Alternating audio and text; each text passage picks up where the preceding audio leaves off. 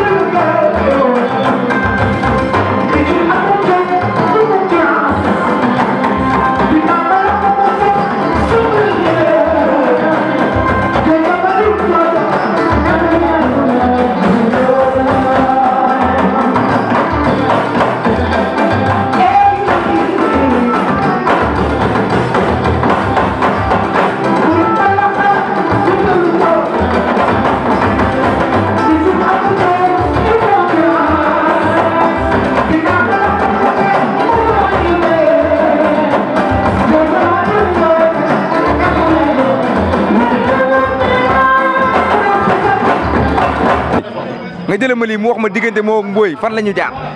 salaamaaleykum maa ngi nuyu waa banlieue maa ngi nuyu ñëpp ku nekk sa tur ak sant di leen wax ne nii la mën a demee ah woykat bi sama xarit la ñu koy wax Mboy ma jaaga monsieur Dior daaw ngoone xeeta laam man dama naan ko mi ci àll bi ci naari gàdd Mboy ma jaaga monsieur Dior daaw ngoone xeeta laam man dama naan ko mi ci àll bi ci naari gàdd ndax day sama waay di sama cheikh ñu defandoo lépp nag ba ñuy ànd yàgg na ay xale lan ba ñuy ànd moom woyul ma nekkuma téer yàlla duñu boole ba tey mu def nii tropique dëgg neexul man nii laa ko doon ñaanal yàlla quoi yéen ngeen jàpp ci lool. ngeen fiy tëgg chaque mercredi tey bis bi rax tombé jour anniversaire am di le 28 décembre 2022 tey dafa mel ni da ngeen a yokk seen loxo maanaam cere ji doole ngeen ci neex. non man dama ne la wallahi gisagoo leen dara gaa yi ci kaw nañ bàyyi xel xale bi barki Seydina Mohamed def dara ndax li muy def am na talent te géwél la pur ci ndey ci baay te gaa yi moo lépp gàllaaj fuuf gàllaaj nag waxin la nekkul ay yaa dem sotti saafara daa am dégg ba ba demee du ko mën du ko gëm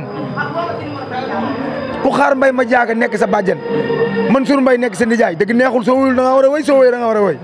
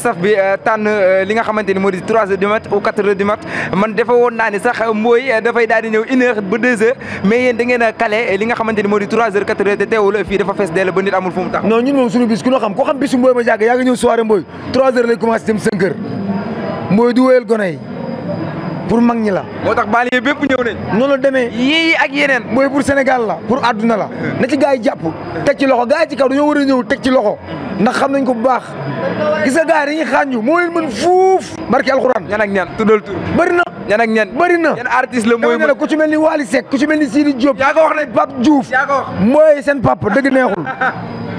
moo ko wax ci staff Mboye la bokk. waaw bilaay yow ndax Mboye da koo jar. daa nekk nit ku ko jar.